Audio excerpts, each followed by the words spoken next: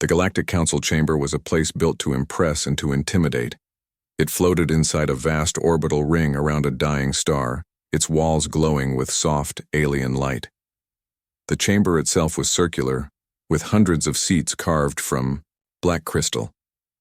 Each seat was designed for the ruling members of different empires, massive insectoid sovereigns, feathered diplomats from avian dynasties, reptilian warlords with scales that shimmered like blades. For thousands of years, the Council had been the center of power in the galaxy. It had broken empires, crushed rebellions, and forced entire species to bow under its rules. And now, for the first time, humans were here. At the center of the chamber stood a raised platform where Earth's delegation waited. The humans looked small compared to the towering aliens around them. They wore simple dark uniforms, decorated only with the emblem of Earth, a circle of blue and green.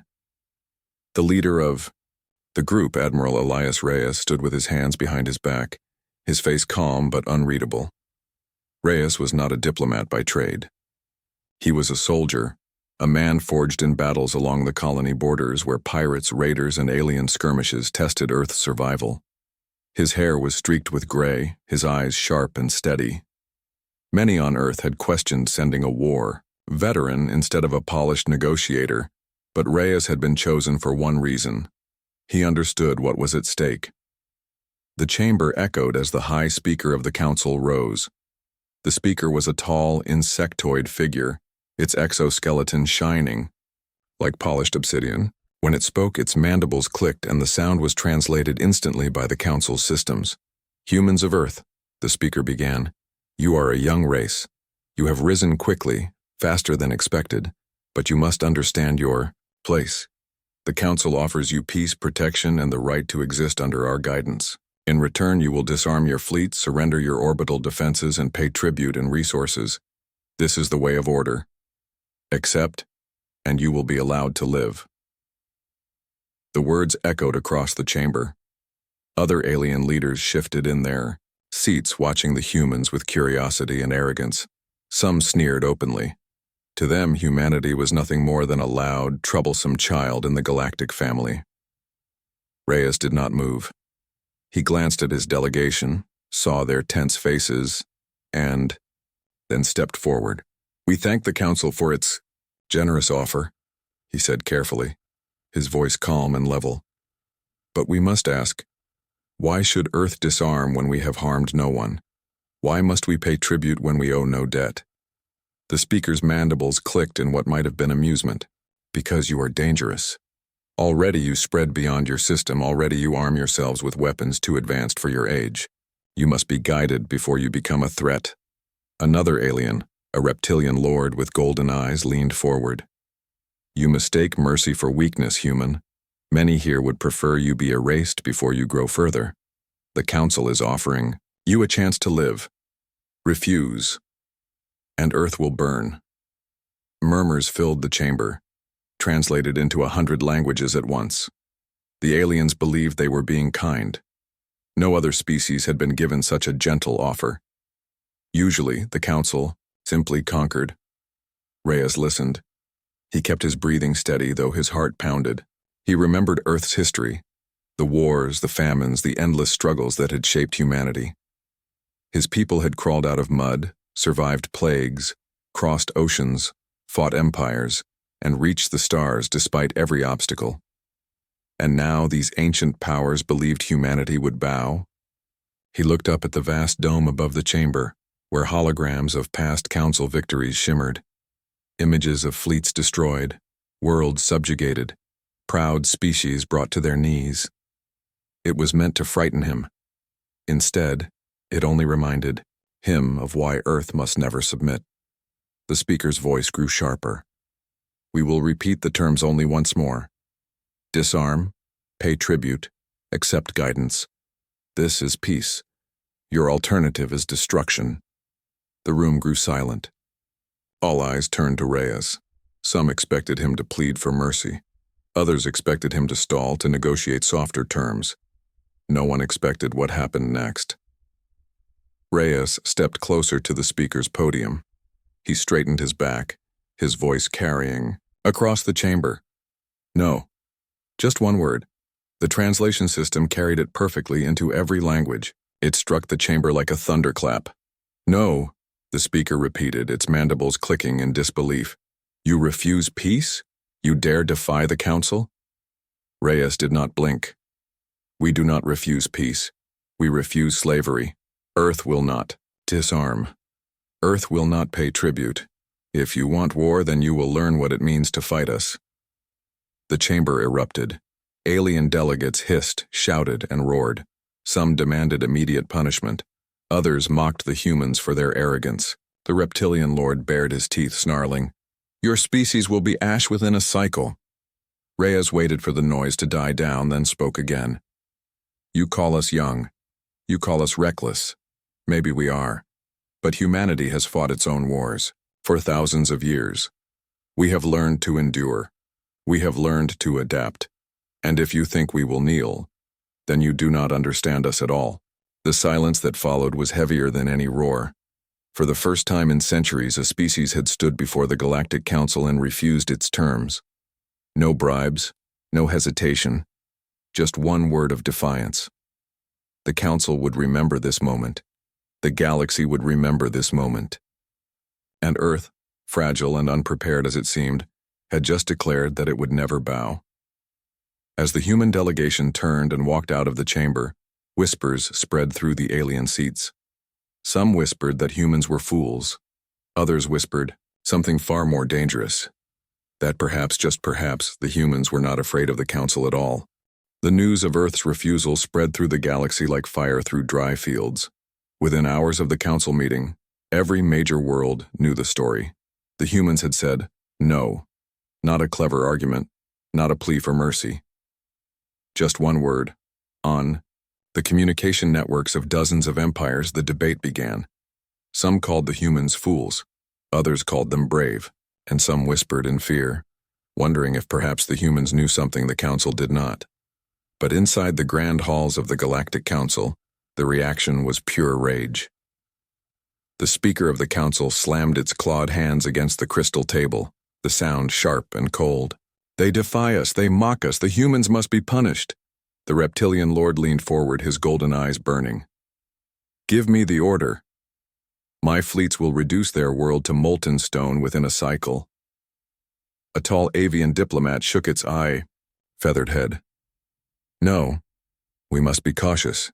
Erasing them so quickly will make martyrs of them. The younger species will see rebellion as possible. The chamber filled with angry voices, each species arguing over what to do. But through all the noise, one truth was clear. The Council would never forgive Earth for its defiance. Returned to Earth on Earth, the human delegation landed to crowds that filled the spaceport. People were anxious, desperate for news. When Admiral Reyes stepped out of the shuttle, silence swept the crowd. What happened? Someone shouted. Did we agree? Another called. Reyes raised his hand for calm. His voice carried through the microphones, firm and steady. The Council demanded our submission, he said. They demanded we give up our fleets, our freedom, our future. I told them no. For a moment, silence. Then, as if a spark had touched dry grass, the crowd roared. Some shouted in pride, others in fear, but all understood the weight of what had been done. Earth had chosen defiance. Later that night, Reyes met with Earth's leadership in the underground command center beneath Geneva. The room was filled with generals, scientists, ministers, and representatives from the colonies.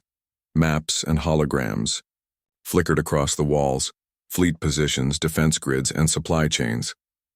The President of Earth leaned forward, her face pale but determined. Admiral, what will the Council do now? They will not forgive us, Reyes answered. They will send ships. At first, perhaps not their full strength. They believe us weak. They will test us, and when they think we are broken, they will come in force. A general slammed his fist against the table. Then we must prepare. Every ship, every soldier, every factory must be ready. A scientist adjusted his glasses nervously. But Admiral, our fleets are still rebuilding. Many of our orbital defenses are unfinished. If the Council comes in full force, we cannot win. Reyes nodded slowly. If we fight them the way they expect, you are right. We cannot match their numbers or their technology. But war is not only numbers. War is will. War is creativity. That is where humanity has always been strongest. He touched the hologram. Controls, shifting the display to show the asteroid fields near the colonies. The hidden bases carved into moons. The networks of satellites circling Earth. They expect us to fight in straight lines. They expect us to kneel. Instead, we will make them bleed for every inch. We will fight in ways they do not understand. We will make this war so costly, so painful, that even the Council will hesitate. The room fell silent. For the first time, that night there was not just fear in the air but determination. The Council's mistake back in the core worlds of the Council, alien leaders prepared their response. But arrogance blinded them. They are primitives, said the insectoid speaker. They build their ships from metal and fire. Their fleets are scattered. A single strike force will be enough, the reptilian lord hissed in agreement. Let us send the third armada. It will be more than enough to burn their defenses and drag them into obedience. So the decision was made. Not the full power of the Council, but a single armada, several hundred ships, strong enough to terrify any ordinary species. To the Council it seemed generous. To humanity, it would be the first test. Whispers in the galaxy. While the Council prepared, the galaxy talked. In the great markets of the Orion Spur, merchants debated in hushed tones. Did you hear? The humans refused. They'll be wiped out within a cycle. Or maybe not. I hear their fleets fight differently. The Council lost 3 scouts, already near the colonies.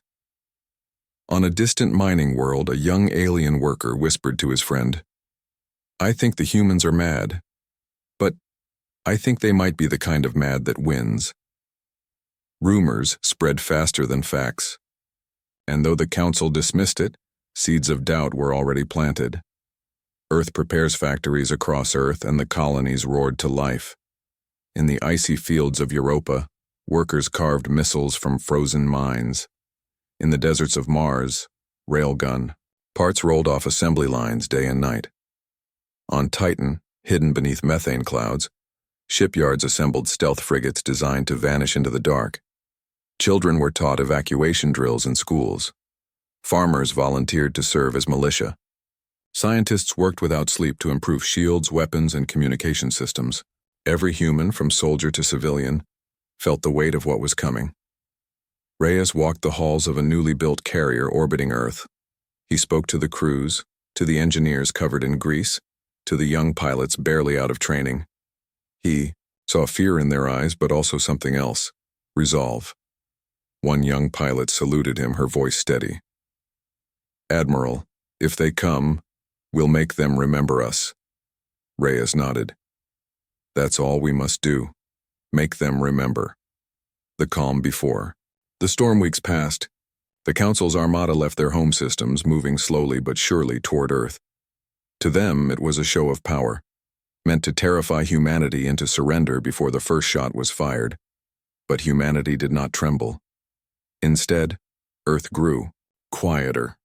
Public broadcasts grew fewer. Military movements were hidden. To outside eyes, it seemed almost as if humanity was preparing to surrender. The Council mistook silence for weakness. But beneath that silence, humanity sharpened its claws. The Admiral's reflection one evening, as Earth's fleets drilled in. Hidden formations, Reyes stood alone in the command center, staring out at the stars. He thought of humanity's history, of cities burned, of empires risen and fallen, of soldiers who fought with sticks and stones, muskets and tanks, jets and rockets. Every age of human history had been written in struggle, and every time, humanity had endured. Now the struggle was against powers older and greater than anything Earth had faced. But the lesson was the same. If humanity was to survive, it would not be by begging. It would be by fighting. The crack in diplomacy had become a canyon. The Council believed Earth's fate was sealed, but humanity had already made its choice. The galaxy had watched with bated breath. Every transmission from the Council hinted at the humans' imminent defeat. Many empires predicted the destruction of Earth within a single cycle, yet none had seen the humans in action. Not truly. From the vantage point of orbit around Mars, Admiral Reyes watched the approaching armada. Hundreds of alien ships glinted in the distance, their formations precise, their weapons poised for annihilation. To anyone else, the humans were outnumbered, outgunned and doomed, but Reyes did not flinch. "Prepare the skimmers for launch," he ordered. "All units, hold your positions until the first strike. Do not fire unless I give the command. Remember your training. They think they know us. They are about to learn they do not." The first encounter, the alien fleet entered the asteroid belt, near the Jovian colonies. Their sensors were precise, their navigators confident. They scanned for hidden bases, cloaked frigates, or any obstacle that could slow them down. There was none, or so they thought. A small group of human skimmers, no larger than a single city block, slipped silently among the rocks. Their engines hummed softly, their armor glinting just enough to hide their presence. From the bridge of a council battleship, the insectoid commander noticed anomalies on his radar. "Minor signals in the belt," he said. "Nothing of importance. Continue approach." But the humans were already moving. They struck in perfect coordination. Missiles erupted from hidden launchers. Railgun slugs tore through shields, and the alien ships that had expected an easy advance were forced into chaotic maneuvers. The council's commanders barked orders, but the humans seemed everywhere at once, disappearing into the asteroid belt only to reappear in another position. A new way of fighting Reyes' strategy was unlike anything the galaxy had seen before. While alien fleets relied on rigid formations and superior firepower, humans adapted. They fought in decentralized units. Small skimmers, frigates, and even civilian cargo vessels armed for combat moved in unpredictable patterns. Electronic warfare. Units jammed communications. Decoy drones misled targeting systems. Even when alien ships fired, human shields and evasive maneuvers made them miss again and again. From the perspective of the council commanders, it was chaos. Ships collided, alarms blared, and no order seemed to hold. "What is this madness?" hissed the reptilian lord, his golden eyes wide. "They fight differently, not linearly, not strategically. But somehow, it works." Another fleet commander growled in frustration. "Every attack we make is countered. Every advantage is gone. They adapt instantly. They are unpredictable." Yes, humanity was unpredictable. That unpredictability had been forged over millennia, fighting pirates, tyrants, and natural disasters. Humans were survivors. The galaxy had underestimated them. The cost of survival. Not every engagement went smoothly. Human ships were destroyed. Pilots died. Skimmers exploded in fireballs as alien cannons tore through their shields. But every loss had meaning. Each sacrifice drew the enemy deeper into traps. Ambushes waited in asteroid shadows. Magnetic fields pulled enemy vessels into collisions. Mines detonated at the perfect moment. In one skirmish near the moons of Jupiter, a single human frigate deliberately engaged a squadron of alien fighters. The frigate's crew knew they could not survive the encounter, but as they drew the aliens, hidden missiles fired from behind a rock formation tore the attackers apart. The frigate was lost, but the ambush succeeded. Reyes observed the battle from the command deck, his jaw tight but his expression calm. "They think in terms of our fleets. We think in terms of every ship, every person. Every sacrifice matters. They will learn that soon enough." The Alien Council reacts. Reports of the failed strikes reached the Council quickly. Alien leaders were stunned. Fleets that were supposed to crush humans in hours were retreating, battered and bruised. "How can a primitive species cause such damage?" demanded the insectoid speaker. Its mandibles clicked in irritation. "They should be destroyed." "They are young," said the avian diplomat. "They are reckless, but they are learning. They fight differently from anything we've faced. We misjudged them," the reptilian lord snarled. "No, this is impossible. They are too few. Their weapons are too weak. And yet, they are winning small battles." How? The truth was terrifying. Humans did not fight the way the galaxy expected. They used ingenuity, creativity, and stubbornness. They were adaptable, unpredictable, and relentless. For the first time, the Council realized something every human already knew. Corner a human, and they will fight in ways you cannot anticipate. Civilian effort. Behind the scenes, while battles raged in space, life on Earth continued, but differently. Factories ran day and night. Civilians volunteered to build drones, repair ships, and manufacture weapons. Even ordinary students trained in emergency drills, learning to operate small defense turrets or assist in evacuation procedures. On Mars, engineers in hidden colonies refined weapons that could pierce alien shields. On Titan, scientists perfected stealth technology to make ships invisible to enemy sensors. Humanity's strength was not just in its fleets, it was in its people. Every person, every worker, every soldier contributed to the war effort. Unlike alien empires, where only the HFY military mattered, humans were united in purpose. This is what makes them strong, said Reyes during a briefing. They do not rely on a few elites. Every human can fight, every human can think, every human can contribute. That is why we survive. A lesson in underestimation. The next engagement was even more striking. A council fleet attempted to blockade the Jovian colonies, confident that humans would flee or surrender. Instead, humans launched coordinated strikes from multiple angles. Skimmers emerged from the gas clouds of Jupiter. Missiles rained from hidden orbital platforms, and electronic jamming rendered alien sensors useless. Alien ships collided in confusion, mistaking their allies for targets.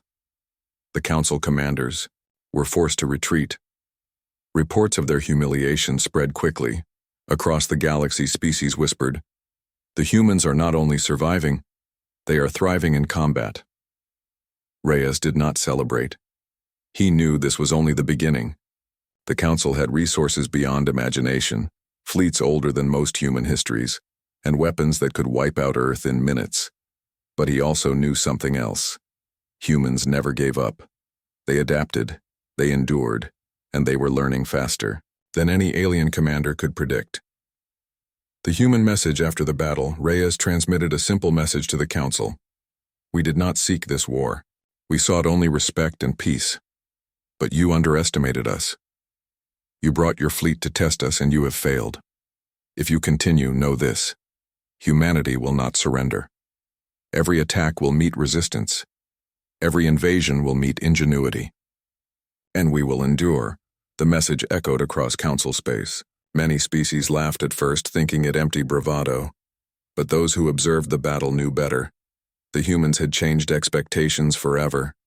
Across the stars, the galaxy began to whisper about a young, reckless species with courage and cunning beyond anything experienced before. A species that fought not for glory or conquest, but simply for survival. And in doing so, terrified even the oldest empires. The calm. After the storm, as night fell on Earth, Reyes walked through the streets of a city near the orbital docks. People were working, repairing damaged ships, preparing supplies, and caring for the wounded. Children ran under the streetlights, playing games that mimicked the battles above. He thought of the alien armada, humbled in the asteroid belt, and smiled faintly. Humanity had survived its first test, but the war was only beginning. The galaxy had begun to take notice. Humanity was no longer a curiosity. It was a threat, an unpredictable, relentless force that refused to submit. Across Council worlds, commanders argued and debated, but no plan seemed sufficient. Every fleet sent against Earth met unexpected resistance. Every strike failed in ways that challenged centuries of galactic military doctrine. Yet on Earth, Admiral Elias Reyes remained calm. Calm, but never complacent. The Council will escalate, he told his officers in the central command room beneath the Pacific Command Hub. Holographic projections of alien fleets floated above the table. They will not stop with one armada. They will bring more ships, larger fleets, everything they can muster. Our survival depends on turning the fight to our advantage. A young officer, barely 24, frowned. Admiral, their next strike will dwarf the last one. How can we hope to stop it? Reyes tapped the table, his eyes steady. By thinking differently, by fighting like no one in this galaxy has fought before. They expect linear tactics. They expect fear. We will give them neither. Preparing the trap, humans had learned quickly. After the first engagements, the alien fleets had grown cautious, scanning every asteroid, every moon, every signal. But humans did not hide in predictable locations. They created decoys, massive holographic projections, disguised satellites, and empty skimmers simulated Earth's defenses. False fleets maneuvered in the outer systems while humans concentrated their real forces in hidden positions. Reyes personally oversaw the final preparations. He walked along the corridors of the orbital carrier Liberty, checking each system. Engineers welded reinforcements onto small attack craft. Pilots ran simulations over and over, learning not just maneuvers but psychology, the way aliens thought, how they predicted moves, where they might strike. This is not a fight for numbers, Reyes reminded them. It is a fight for adaptation. For every move they expect, we will do the opposite. For every weakness they assume we have, we will exploit it. The first ambush, the Council's second armada, entered the outer system with a sense of confidence. Hundreds of ships, thousands of weapons, fleets larger than the first attack. From their perspective, Earth had been weakened. Surely, after the first defeat, humanity would not stand. Surely, they would retreat. They were wrong. The ambush was devastating. Hidden in the rings of Saturn, human ships waited in complete silence. Decoys drew the alien fleet into tight formations. Suddenly, magnetic pulse cannons disabled the enemy sensors. Mines hidden in asteroid clusters exploded, ripping apart capital ships. Railgun strikes from hidden positions shredded the alien shields before they could react. The Council commanders panicked. "This is impossible," shouted the insectoid speaker. "They should not have survived. They are everywhere at once." And indeed, humans were everywhere at once. Not in numbers, but in coordination, cunning, and sheer unpredictability. Skimmers darted between asteroids. Frigates struck from behind moons, and orbital platforms rained missiles on exposed alien vessels. Alien hubris meets human ingenuity. The reptilian lord could hardly believe what he saw. Every attack we plan is countered. Every advantage we have is null. They think differently. They adapt instantly. They are insane. But it was not insanity. It was evolution. Humanity had survived millennia of environmental collapse, famine, and war on Earth. They had been cornered countless times.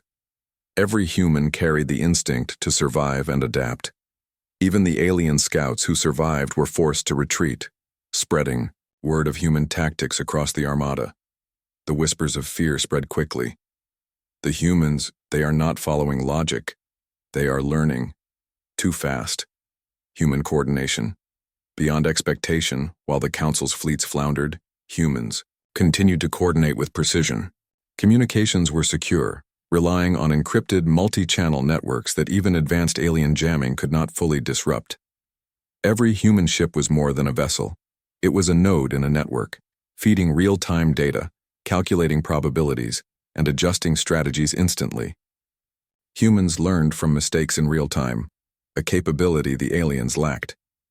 In one notable engagement near the moons of Jupiter, a small human frigate intentionally drew a squadron of alien destroyers into a dense asteroid field. They pursued blindly, thinking the human ship would flee.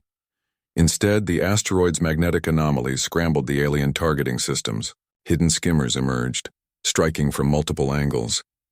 By the end of the engagement, more than half the alien squadron was destroyed, while the human frigate survived by slipping through an unexpected gravitational corridor. Reyes observed it, all from the Bridge of Liberty, his expression calm but resolute. They expect fear. We give them calculation. They expect retreat. We give them unpredictability. They have never faced this before, and they will never be ready. The Council's growing fear reports of repeated defeats reached the Council, and panic began to grow. Alien leaders argued bitterly. The speaker's mandibles clicked furiously. They are destroying our fleets faster than anticipated, shouted the insectoid speaker. This is impossible for a primitive species. They fight with numbers, yet every battle is chaos, the avian diplomat said. They are learning faster than we can adapt. The reptilian lord bared his teeth. This cannot continue. They are too young, too weak, yet they survive. They are dangerous. Dangerous.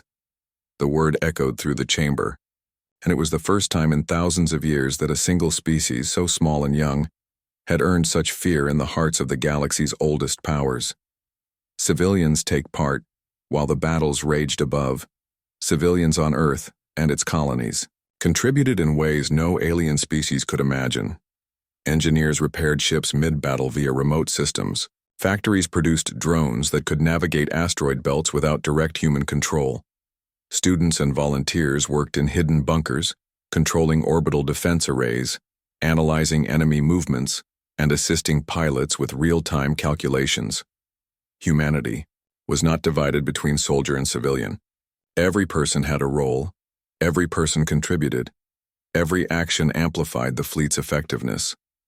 The aliens had never seen a species fight with such unity, such intelligence, and such commitment. A message of warning after the ambush of the Second Armada, Admiral Reyes sent a clear message to the Council. We did not want war. You forced it. You tested us, and you have failed. If you continue, understand this. Every strike you send will meet resistance. Every invasion you attempt will meet ingenuity, and we will endure. The Council's response was silence at first, then outrage, but humans did not flinch. Across the galaxy, whispers of fear grew louder. Merchants, spies, and diplomats began reconsidering their stance. The young species from Earth was no longer a curiosity. It was a problem the galaxy could not ignore. The calm. Before the final storm, as night fell on Earth, Reyes walked the decks of Liberty. The stars stretched endlessly before him. He could feel the weight of the coming battle. The full might of the Council would soon arrive. But he also felt something else. Pride. Humanity had survived its first two tests. They had turned desperation into advantage, weakness into strategy, and fear into resolve.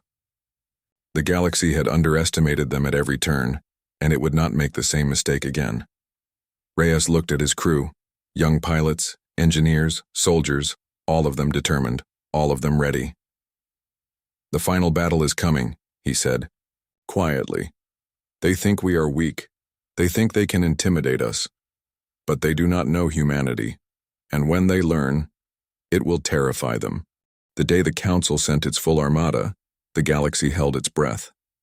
Hundreds of alien ships, massive war carriers, and fleets older than human history moved toward the Sol system. The Council believed Earth would fall quickly. The galaxy expected the young species to kneel. They were wrong. From orbit above Earth, Admiral Elias Reyes stood on the bridge of the flagship Liberty. His eyes scanned the incoming fleet, each ship a symbol of the Council's pride and arrogance. He did not flinch. Around him, human crews prepared for the fight of their lives, their focus unwavering. This is it, Reyes said quietly. Every system, every person, every ship, remember your training. They expect fear. Give them none. They expect surrender. Give them resistance. They think they understand us. They do not. The battle begins. The Council's armada entered Earth's system in perfect formation, their weapons primed to annihilate the young human fleet. Massive capital ships led the assault, while squadrons of fighters swarmed around them like deadly clouds of stars. Human skimmers, frigates, and orbital defenses waited in precise, hidden positions. Unlike the alien fleets, humanity's forces did not follow predictable lines. They moved fluidly, striking from unexpected angles. Mines and electronic jammers masked real positions. Decoy fleets drew enemy fire, while the real human forces circled, ready to strike. The first shots fired were not from humans. Hidden orbital railguns launched a barrage of projectiles that shredded alien shields before their weapons could even Respond.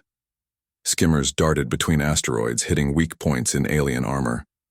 Missiles rained down on the capital ships, forcing them into chaotic maneuvers. Alien commanders roared in frustration. How can this be? They are too few. Every attack we plan fails. A council scout, destroyed before it could transmit its final message, had tried to report the humans' tactics, but the aliens had never seen such coordination. It was as if every human ship acted independently, but also in perfect harmony, a network of strategy the council could not comprehend. Human ingenuity. The turning point came when human engineers activated the mirror swarm, thousands of small drones programmed to mimic fleet movements. Alien sensors could not distinguish real ships from drones.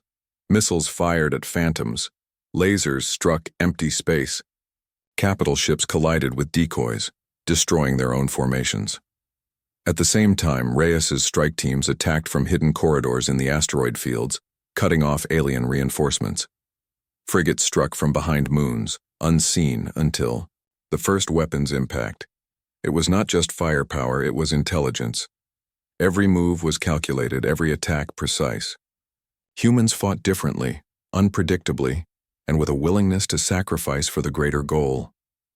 One human pilot, barely 19, rammed her damaged skimmer into an alien destroyer that threatened to break through a defensive line. The explosion crippled the enemy ship but took hers.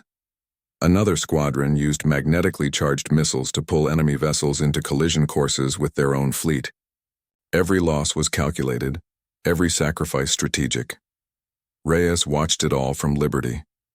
He did not smile, he did not cheer. But he felt the same pride he had felt when Earth first refused the Council. Humanity had taken the impossible and made it possible. Council panic. For the first time, the Council leaders felt genuine fear. The insectoid speaker's mandibles clicked furiously. This cannot continue. They are destroying our fleets faster than we anticipated. How can a primitive species fight like this? The reptilian lord growled, bared his teeth, and slammed his claw on the table. They are not just fighting, they are thinking. Every move we make, they counter. Every strike we attempt, they anticipate. This is impossible, avian diplomats whispered among themselves. They adapt, they survive, and they are only a young species. Imagine what they will become in a century. The message was clear. The Council had misjudged humanity. They had assumed weakness. They had assumed obedience. Instead, they found something terrifying, a species that would not break, would not surrender, and would fight with courage, ingenuity, and unshakable resolve. The human victory hours passed, and the alien fleet faltered. Capital ships were destroyed, squadrons scattered. Communication breakdowns led to collisions. The largest ship, a Council dreadnought, was crippled when a combined human strike breached its shields, sending it spiraling into a gas giant. Reyes gave the order, hold fire, regroup, and prepare to communicate. We have won this battle, but the war is not over. We must show them what humanity is capable of. Then, in a bold move, he transmitted a message directly to the Council. We did not seek war. You forced it. You tested us. And you have failed. Humanity will not kneel. Humanity will not surrender. If you continue, know this. Every strike you send will meet resistance. Every invasion will meet ingenuity, and we will endure. We will fight, we will adapt, and we will survive. The galaxy has underestimated us at its peril. The message spread across the Council worlds. Silence fell, then whispers, then fear. The galaxy reacts. Every empire in the galaxy began to rethink its position. Humans were no longer a curiosity or a minor threat, they were a force. Traders and merchants adjusted supply lines. Spies reported every human move, and even neutral worlds began offering discreet alliances.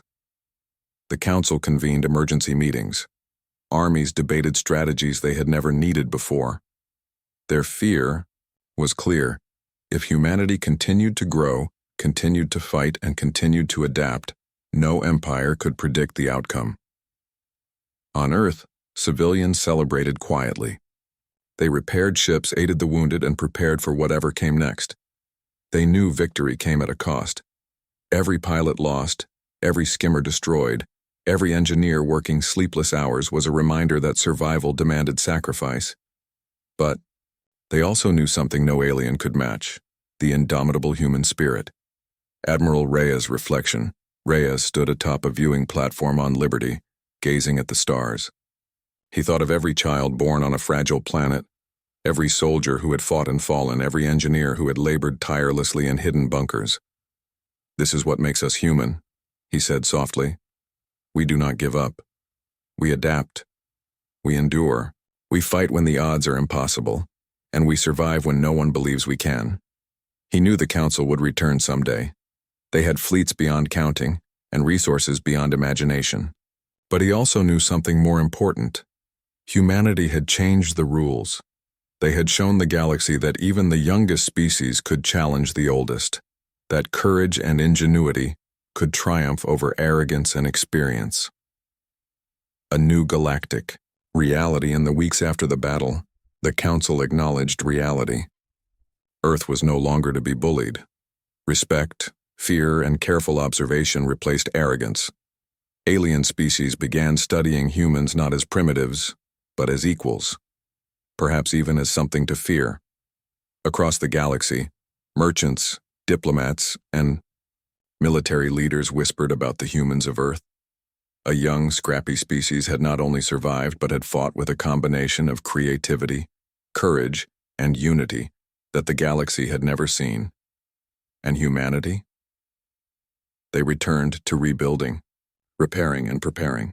They had sent a message, not of conquest but of resolve. Corner a human and you will face a force you cannot understand, a species that never surrenders, and a people who endure against impossible odds. The Council had learned a lesson they would never forget. The galaxy had learned a lesson it would never forget. Humanity had survived. Humanity had triumphed. And humanity had shown why the stars themselves should never underestimate them.